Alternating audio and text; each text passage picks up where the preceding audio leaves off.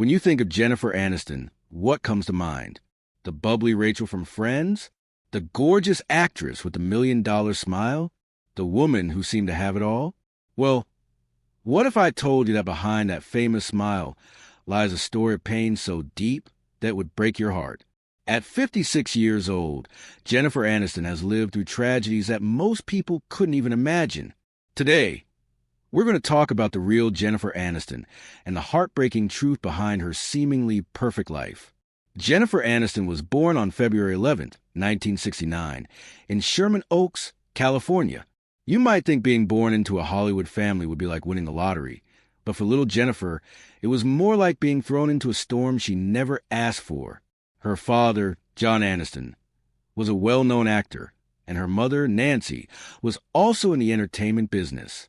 Sounds glamorous, right? Wrong. When Jennifer was just a tiny child, her family moved to New York City.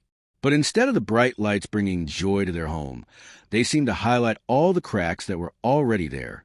By the time Jennifer turned 9 years old, her world fell apart. Her parents' marriage was crumbling, and one day, her father just left. Can you imagine being 9 years old and watching your dad walk out the door, not knowing if he would ever come back? Jennifer later said that it wasn't just his absence that hurt the most. It was the silence that followed. The house became so quiet you could hear your own heartbeat. For a little girl who was already sensitive and caring, this silence was like a knife cutting through her heart every single day. She learned way too young that people you love can just disappear without any warning. But the pain didn't stop there. Her mother, Nancy, would struggle with her own issues. She would often make harsh comments about Jennifer's appearance. She would tell her she was too heavy, that her hair looked wrong, or that she needed to stand up straighter. Now, Nancy probably thought she was helping her daughter, but to a young girl who was already hurting from her father leaving, these words felt like tiny daggers piercing her heart. Money was also tight in their household. They didn't have the luxury that many people think all Hollywood families have. Jennifer learned to make people laugh. Not just because she had a gift for it, but because she discovered that when people were laughing, they wouldn't notice how broken she felt inside. She became the family entertainer, the one who would crack jokes to make everyone forget about their problems, even when her own heart was breaking. As Jennifer grew up and started trying to make it in Hollywood, something happened that would scar her for life. In 1996, when Jennifer was already becoming famous, her own mother appeared on a TV talk show and started sharing private, embarrassing details about Jennifer's life. Can you imagine? Your own mother, the person who was supposed to protect you and keep your secrets safe, going on television and telling the whole world your most personal business? But it got even worse. Nancy then wrote a book called From Mother and Daughter to Friends, where she told even more private stories about Jennifer. For someone who was already dealing with trust issues because of her father leaving, this felt like the ultimate betrayal. Jennifer was so hurt and angry that she didn't speak to her mother for 15 whole years. 15 years. That's how deep this wound went. During her childhood, Jennifer found her escape in acting. When she was just 6 years old, she started getting lost in make-believe worlds where she could be anyone she wanted to be. Acting became her safe space, the one place where she felt like she belonged. She went to a special school called the Waldorf School where creativity was celebrated, and later attended the famous LaGuardia High School in New York City. But even as she pursued her dreams, the road was incredibly difficult. After graduating in 1987, Jennifer had to take all sorts of odd jobs just to survive. She sold timeshares over the phone, waited tables, and even delivered food on a bicycle through the busy streets of New York. Every penny she earned went toward paying for acting classes and auditions. She was literally living paycheck to paycheck, hoping that someday her big break would come. Jennifer got small roles here and there, but nothing that lasted. She was on several TV shows between 1990 and 1994, but each one got canceled quickly. She started to wonder if maybe acting wasn't meant for her after all. At just 25 years old, she was emotionally exhausted and ready to give up on her dreams. But then something magical happened.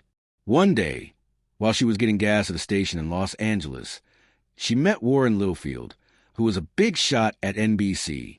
He told her about a new show they were working on and encouraged her not to give up. He said she had something special. That show turned out to be Friends, and it would change Jennifer's life forever. When Jennifer auditioned for Friends in 1994, she originally tried out for the role of Monica, but the producers saw something different in her. They saw her as Rachel Green, the spoiled rich girl who would grow into an independent woman throughout the show. Jennifer brought a mix of humor, vulnerability, and genuine warmth to the character that made millions of people feel like Rachel was their real friend. For 10 years, from 1994 to 2004, Friends was the most popular show on television. Jennifer became a household name, and everyone wanted to copy Rachel's hairstyles and fashion choices.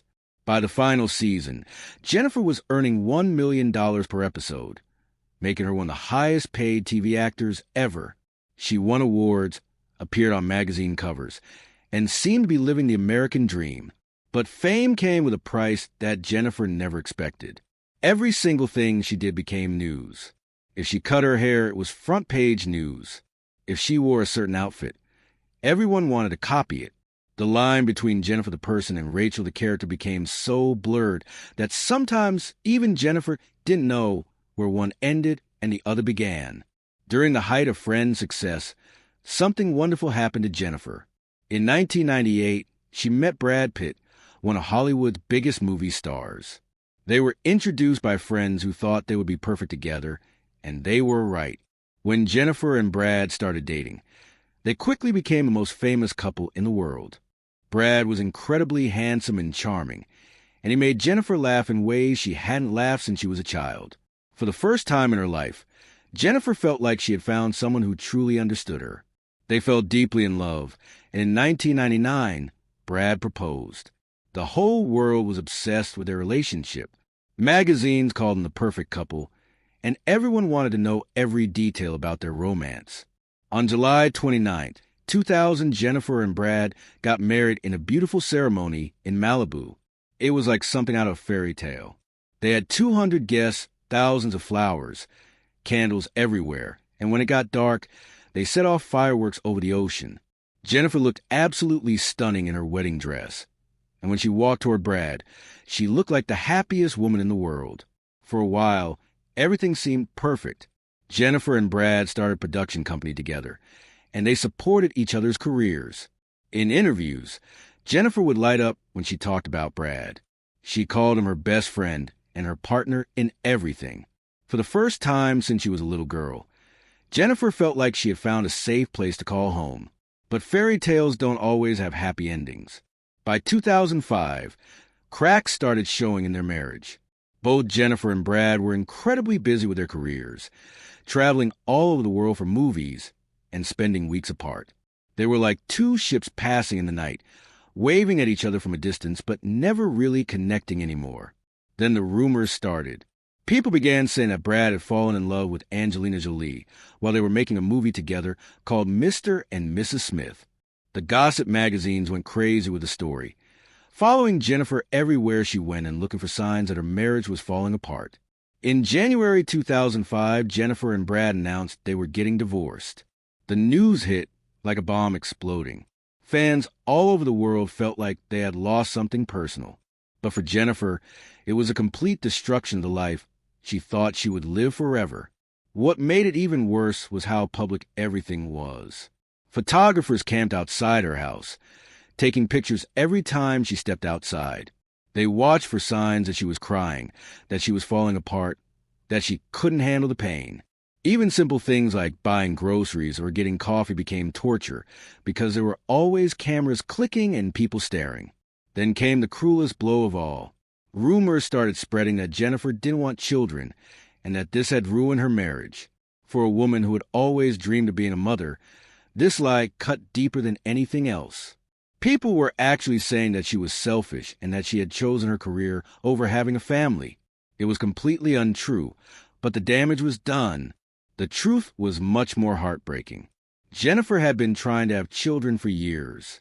She went through round after round of fertility treatments, getting painful injections and taking hormones that made her feel sick. She tried everything modern medicine had to offer, and when that didn't work, she tried alternative treatments too. month after month. She would hope that this time would be different, and month after month, she would be devastated when the test came back negative. What made it even harder was watching Brad start a new family with Angelina Jolie.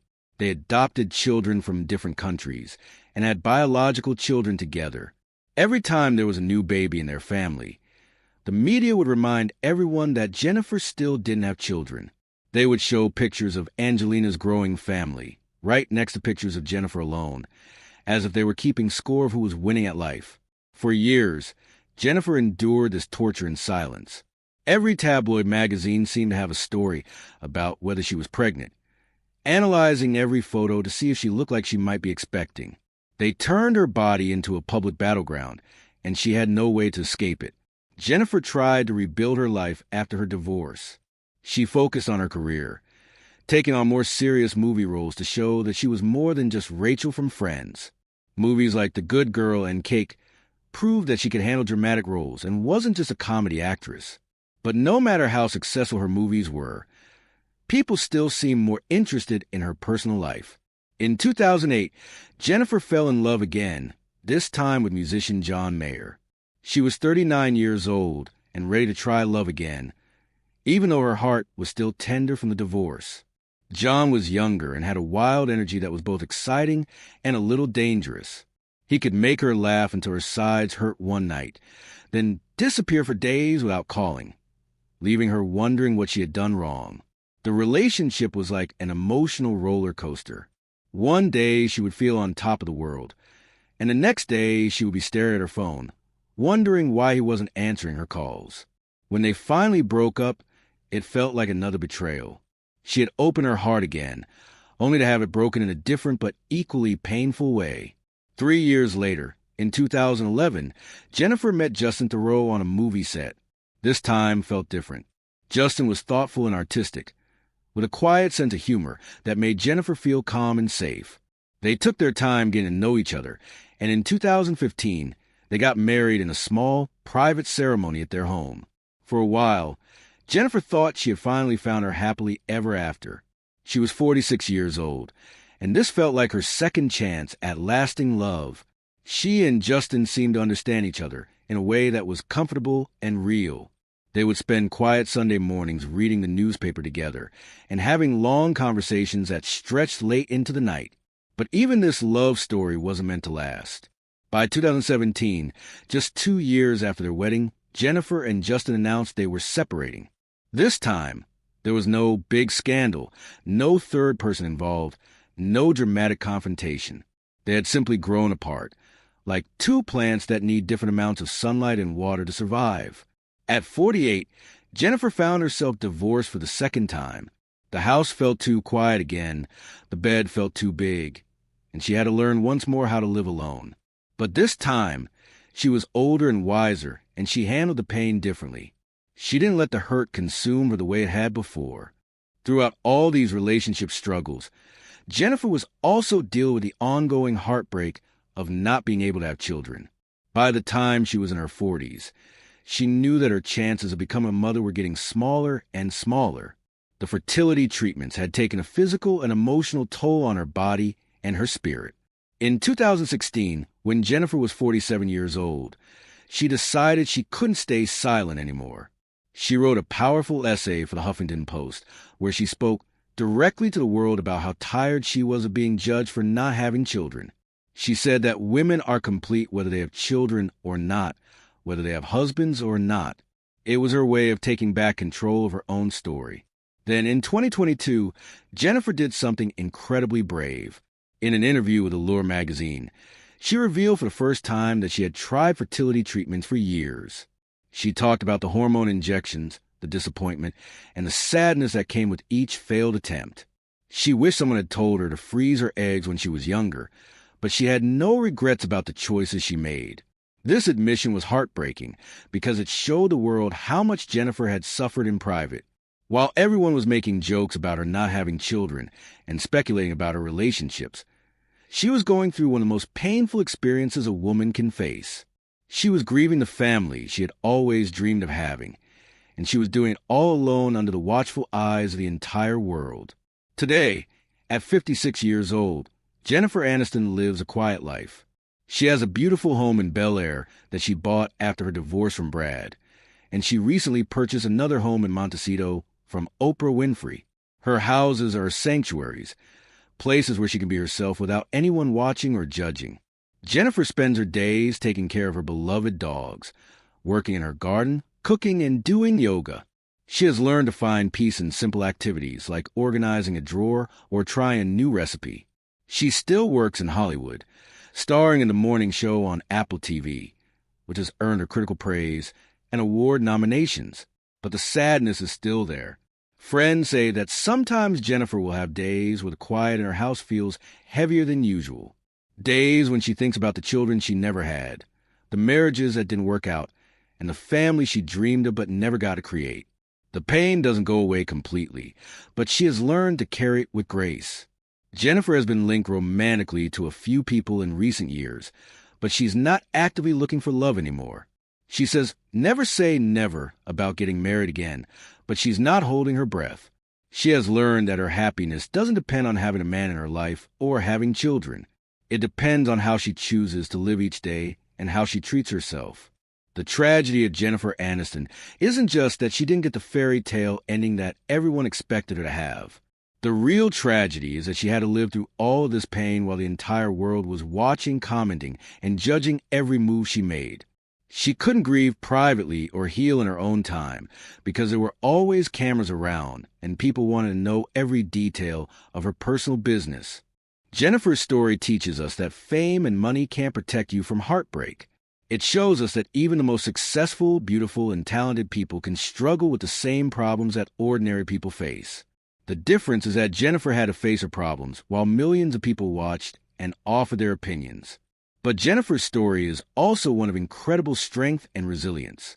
She has survived a difficult childhood, 3 failed relationships, years of fertility struggles, and decades of public scrutiny. She has turned her pain into art, creating performances that touch people's hearts because they come from a place of real experience and genuine emotion. At 56, Jennifer Aniston is not the same woman who married Brad Pitt in that fairy tale wedding in Malibu. She's not the young actress who thought love would solve all her problems or that having children would complete her life. She's a woman who has been tested by life in ways that would break many people, and she's still standing. Jennifer has learned that happiness isn't about checking boxes on a list of things you're supposed to have. It's not about having the perfect husband, the perfect children, or the perfect life that looks good in magazines. Real happiness comes from accepting yourself as you are, finding peace with the choices you've made, and building a life that feels authentic to who you really are inside. The woman who once made millions of people laugh as Rachel Green has become someone who understands pain in ways that most of us never will. But instead of becoming bitter or angry, she has chosen to use her experiences to help other people feel less alone in their own struggles. Jennifer Aniston's tragedy is heartbreaking because it reminds us that life doesn't always turn out the way we plan, even for people who seem to have everything. But her story is also inspiring because it shows us that it's possible to survive the worst things that life can throw at you and still find ways to be happy and fulfilled. She may not have gotten a fairy tale ending that she once dreamed of, but she has created something perhaps more valuable, a life that is entirely her own, built on her own terms, with her own definition of what success and happiness look like. And in a world that constantly tells women what they should want and how they should live, that might be the most powerful message of all. If Jennifer Aniston's story has touched your heart the way it has touched mine, please hit that like button to show your support for this incredible woman who has given us so much joy over the years while dealing with so much pain in her private life. Share this video with someone who might need to hear that their story is still worth writing, no matter how different it looks from what they originally planned. And don't forget to subscribe to our channel for more stories about the real lives behind Hollywood's biggest stars. Because sometimes the truth is more powerful than any movie script could ever be.